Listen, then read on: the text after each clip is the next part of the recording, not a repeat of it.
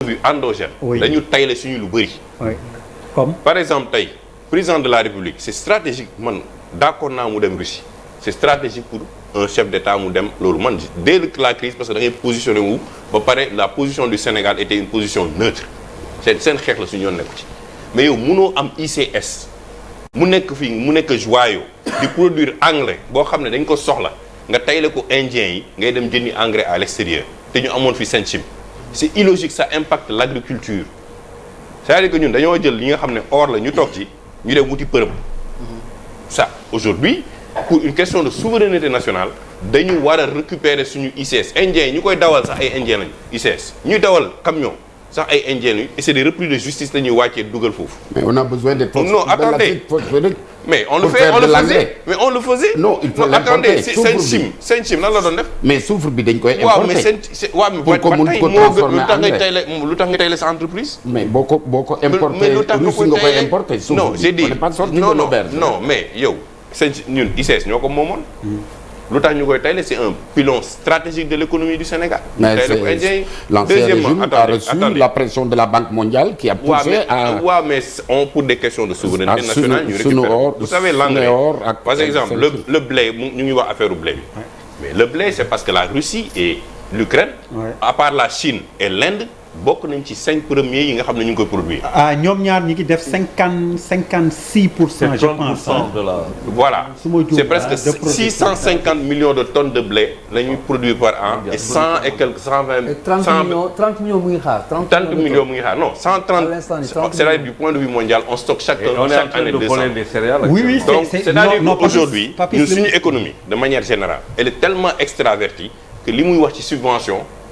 dañ koy jël di ko def ci économie bi mais dañ koy jëlaat ci sénégalais bi yow yokk nga fii jàppale mais yow retiré nga fële parce que tey taxes yi port boo demee indi sa conteneur triplé nañ ko boo naree génnee say marchandises triplé nañ ko diwlin bi yokku na saaku li yokku na saaku li yokku na oto yi yokku na lu nekk douane bi tey moo tax da ngay toog rek douane ne la on a fait un chiffre d'affaires cette année-ci de temps non douane lu muy ëpp xaalis problème di gën a am ci économie bi mais regardez là dans la zone des douanes en Europe amul douane da ngay dugal marchandise libre circulation des marchandises moo tax affaire bi mën a yomb ci nit ñi bu ñuy jënd ak di jaay mais ñun fii suñu économie dañ ko teg ci taxe ak impôt mais xoolal tey naka lay Sénégal yore un joyau comme li nga tudd tey mooy hôpital Dantec nga ne yow da ngay jël 3 hectares yi levé ci 60 milliards jaay ko xamuma sax mais on ne peut pas baser une économie sur juste sur une vente du foncier c'est pas possible donc ñun dañu nekk ay problèmes yoo xam ne économiquement on extravertit tout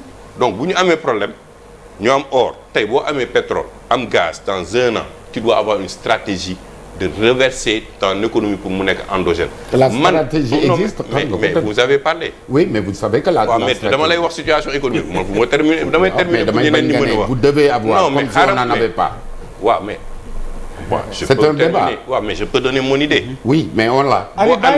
boo amee lu toll nii pétrole bi ak gaz Kayar li mu am ci pétrole moo ëpp sax Saint-Louis.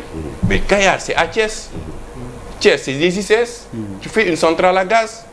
aujourd'hui nous on peut produire de l'hydrogène vert là où l'Allemagne met 7 milliards d'euros pour produire de l'hydrogène vert da nga war a lëkkaloog Allemagne pour mu ñëw dimbali li sa hydrogène boobu.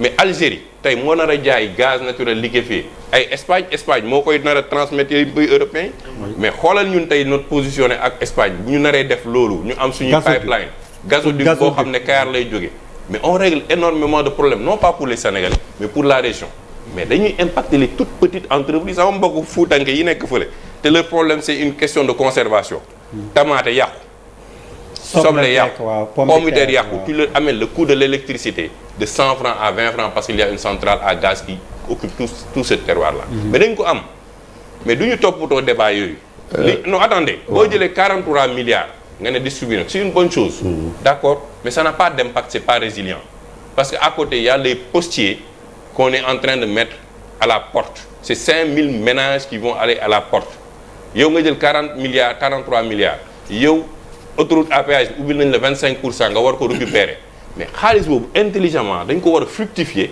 mais boo ma joxee 80 000 ma dem ci boutique bi jaay ko benn yoon c'est-à-dire benn yoon nga ma ko jox ci mois bi yëpp ma lekk ko mu jeex est-ce que dañ ma joxaat 80 000 beneen mois bi doo ma ko jox donc boo ma ko joxul tu me maintiens dans la pauvreté et tu me sors pas dans la pauvreté même si ça fait tourner l'économie aux États-Unis dañ koy joxe tout le temps dañ lay jox chaque mois fin du mois nga dem ci kii bi di ko jëli ñu koy récupérer du chaque mois. non attends j'ai vécu là-bas. mon fils est américain. mais loolu bu ñu la ko joxee yow am na ni ñu koy gérer mais aujourd'hui 43 milliards c'est 13 unités c'est à peu près 13 unités de 3 milliards dans chaque région yoo xam ne mën nañ ci créer ak petite et moyenne entreprise pour créer la résilience locale c'est-à-dire que aujourd'hui il faut qu'on ose couper certains ponts qui de plus en plus parce que l'inflation va passer de 5 à 10%.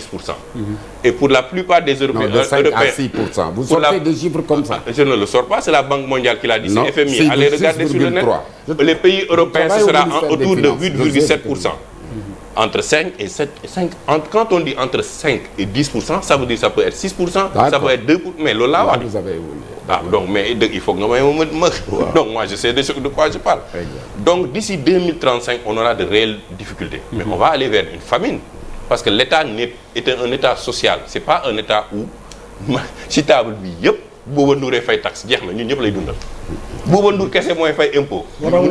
Et c'est ça un peu la difficulté, c'est-à-dire que pour une personne dans une famille pour dundal 100 personnes à la même bu deewee rek ñëpp dee wala kër gi tas. En 2000 non may ma def tour de table bi après nga préciser parce que